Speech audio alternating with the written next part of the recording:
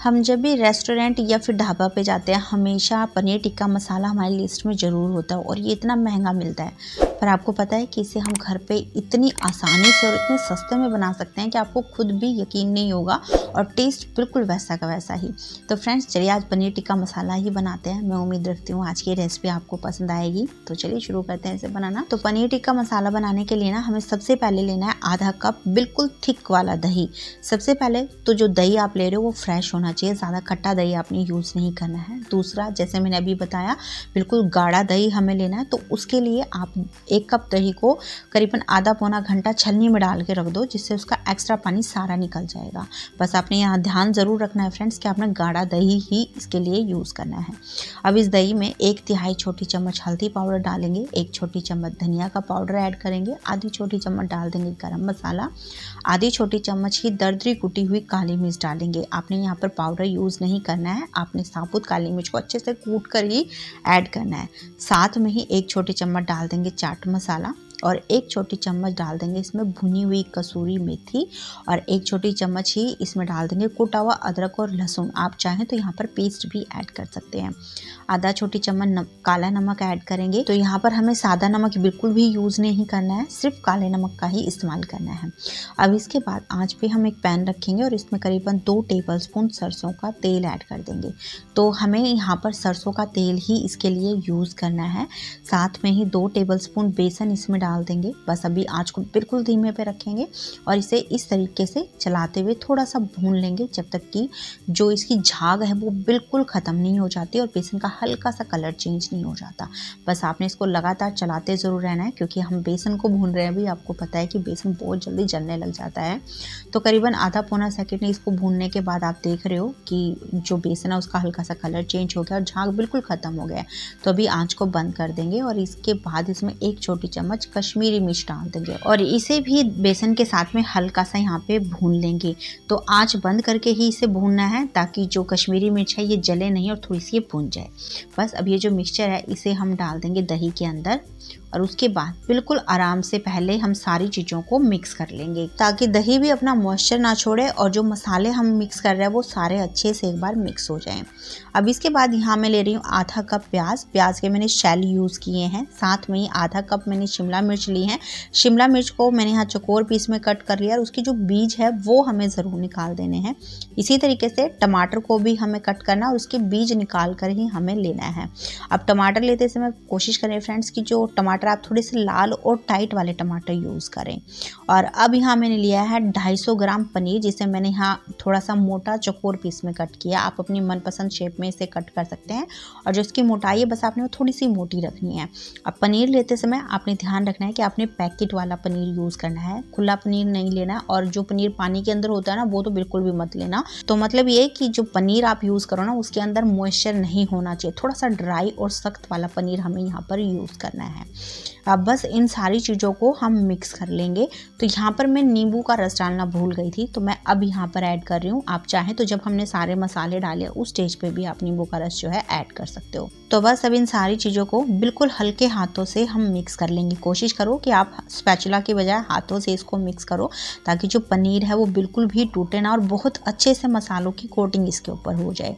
तो जैसे आप यहाँ देख रहे हो मसालों की बढ़िया से यहाँ पे कोटिंग पनीर के ऊपर भी आ गई है, प्याज टमाटर सबके ऊपर आ गई है।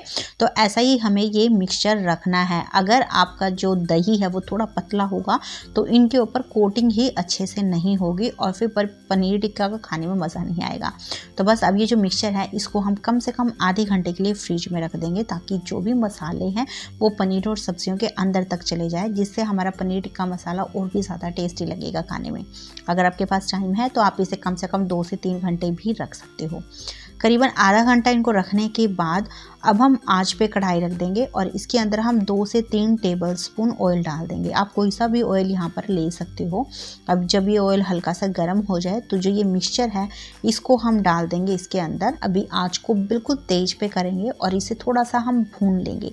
पहले आपने करीबन आधा पौना मिनट इसको बिल्कुल भी नहीं छेड़ना है। जब आपको लगे कि हल्की हल्की सी ये सारी जो सब्जियां वगैरह फ्राई होनी शुरू हो गई हैं उसके बाद आपने स्पैचुला से बहुत हल्के हाथों से इसे जो है मिक्स करना है। यहाँ पर बार बार भी आपको मिक्स करने की ज़रूरत नहीं है फ्रेंड्स, क्योंकि ज़्यादा ही आप इसमें स्पैचुला लगाओगे तो जो पनीर वगैरह है वो नरम होकर टूट जाएंगे। तो बहुत ध्यान से आपने यहाँ पर इसको पलटना है। बस हमें इतना ही इसको भूनना है कि जो भी इसका नमी है, मतलब इसके अंदर जो मॉइस्चर है वो सारा मसाले वगैरह सब पनीर और सब्जियां अच्छे से सोक कर ले और हल्का हल्का सा उनके ऊपर ब्राउन कलर आ जाए। तो करीबन 3 से 4 मिनट इसे भूनने के बाद आप यहाँ देख रहे हो पहले के मुकाबले जो ये मिक्सचर है इसने सारा मॉइस्चर मसाले वगैरह काफ़ी सोक कर लिए हैं। हल्का हल्का सा इनके ऊपर ब्राउन स्पॉट भी आ गए हैं। तो बस इससे ज़्यादा इसको भूनने की ज़रूरत नहीं है। अभी इसको हम निकाल लेंगे और निकालने के बाद मैंने वापस यही कढ़ाई ले ली है। इसके अंदर मैं 1 टेबलस्पून ऑयल डाल रही हूँ। अभी ऑयल आपको जो भी पसंद हो आप यहाँ यूज़ कर सकते हो। अभी इस ऑयल को हल्का सा गर्म करने के बाद इसके अंदर आधी छोटी चम्मच हम जीरा डालेंगे और इसे मीडियम आंच पे हल्का सा भून लेंगे। अब इसमें हम डालेंगे 1 कप बारीक कटा हुआ प्याज। आप चाहें तो यहाँ पेस्ट भी ऐड करके डाल सकते हो। अब प्याज को हम मीडियम आंच पे अच्छे से भून लेंगे जब तक कि हल्का सा इसका ब्राउन कलर नहीं हो जाता। इस बीच में आपने इसको कंटिन्यू चलाते हुए ही भूनना है, क्योंकि प्याज के अंदर हमने कोई पानी यूज़ नहीं किया है। जो नेचुरली इसके अंदर मॉइस्चर है उसी से ही प्याज को हम यहाँ पर कुक कर रहे हैं। अभी आप देख रहे हो प्याज हल्का हल्का से यहाँ पे ब्राउन हो गया है। तो बस अब इस स्टेज पे इसके अंदर हम डालेंगे आधा कप टमाटर की प्यूरी। तो जो टमाटर हमने स्टार्टिंग में यूज़ किए थे उसके बीज भी मैंने यहाँ पर साथ में ही ले लिए हैं। अब टमाटर प्यूरी के अंदर ही ऐड कर देंगे 1 छोटी चम्मच धनिया पाउडर, आधी छोटी चम्मच तीखी वाली लाल मिर्च। यहाँ पर लाल मिर्च को आप अपने टेस्ट के हिसाब से कम या ज़्यादा ऐड करें। करीबन 1 छोटी चम्मच ही कश्मीरी मिर्च पाउडर डाला है मैंने, इससे बहुत ही बढ़िया कलर आता है पनीर टिक्का में। और करीबन 1/4 छोटी चम्मच यहाँ डाल रही हूँ मैं हल्दी पाउडर और साथ में ही टेस्ट के हिसाब से इसमें नमक ऐड कर देंगे। बस अभी इन सारी चीज़ों को पहले हम अच्छे से मिक्स कर लेंगे और उसके बाद मीडियम आंच पे इसको अच्छे से पकाएंगे जब तक कि जो टमाटर प्याज वगैरह मसाले हैं वो बढ़िया से कुक होकर ऑयल को अलग नहीं कर देते। आप चाहें तो इसको मतलब खुले में भी कुक कर सकते हो, लगातार चलाते हुए ही इसको आपने पकाना है, या फिर मेरी तरह आप इसको ढक कर भी पका सकते हो। बस आपने ध्यान रखना है कि बीच बीच में आपने इसको चलाते ज़रूर रहना है, क्योंकि इसमें हमने अभी तक पानी यूज़ नहीं किया है। अगर इसको चलाएंगे नहीं तो मसाले वगैरह का जलने का थोड़ा सा इस स्टेज पर डर भी रहेगा। अभी आप यहाँ देख रहे हो अच्छे से मसाले टमाटर प्याज वगैरह कुक हो गए हैं, इन्होंने ऑयल को बिल्कुल अलग कर दिया है। तो अभी स्टेज पे इसके अंदर हम करीबन 1.25 कप डाल देंगे पानी। तो पानी की जो क्वांटिटी है ना वो आप अपनी पसंद के हिसाब से ऐड करना, जैसे भी मतलब पतली या फिर गाढ़ी आपको ग्रेवी बनानी है उसी हिसाब से आपने यहाँ पानी ऐड करना है। अब इस पानी में हम एक अच्छा सा उबाल आने देंगे। करीबन 1 से 1.5 मिनट के बाद इसमें इस तरीके से बढ़िया सा उबाल आना शुरू हो जाएगा। उसके बाद इसमें हम डाल देंगे हमारा पनीर वाला मिक्सचर और इसको डालने के साथ में करीबन 2 टेबलस्पून डाल देंगे दूध की मलाई। आप यहाँ दूध की मलाई की जगह फ्रेश क्रीम भी ऐड कर सकते हो, पर वही दूध वाली जो मलाई होती है हम सबके घर में होती ही है, तो इसलिए मैंने यहाँ दूध की मलाई ऐड की है। आप इसकी जो क्वांटिटी अपनी पसंद के हिसाब से कम या ज़्यादा भी डाल सकते हो। तो बस अभी इनको हल्का सा हम मिक्स कर लेंगे और उसके बाद इसे ढक्कन लगा के बिल्कुल धीमी आंच पे हम 7 से 8 मिनट के लिए पका लेंगे। अभी बहुत ज़्यादा भी इसको पकाने की ज़रूरत नहीं है, क्योंकि हमने पहले ही सारी चीज़ों को अच्छे से भून कर ही लिया है।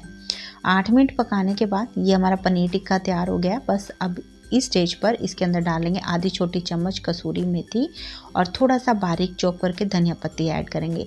अब अगर आप चाहो तो यहाँ पर गरम मसाला और थोड़ी सी फ्रेश क्रीम भी ऐड कर सकते हो, उससे जो ये सब्ज़ी का टेस्ट है और ज़्यादा बढ़ जाएगा, पर मैं यहाँ कुछ भी और इसमें ऐड नहीं कर रही हूँ।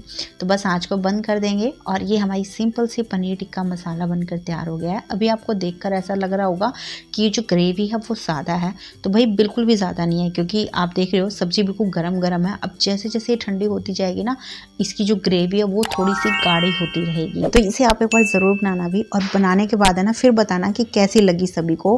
मुझे यकीन है कि ये पनीर टिक्का की रेसिपी सबको बहुत ज़्यादा पसंद आएगी। तो मैं उम्मीद रखती हूँ फ्रेंड्स आज की रेसिपी आपको पसंद आई है। अगर अच्छी लगी तो प्लीज़ लाइक का बटन ज़रूर दबाना, साथ में इसे अपने फैमिली और फ्रेंड्स के साथ भी शेयर कर देना। और अगर आपको ऐसी ही इजी रेसिपी पसंद है जो आप आसानी से घर पे बना सको तो प्लीज़ चैनल को सब्सक्राइब भी कर लेना। तो चलिए फिर मिलते हैं आपसे एक नई रेसिपी के साथ में।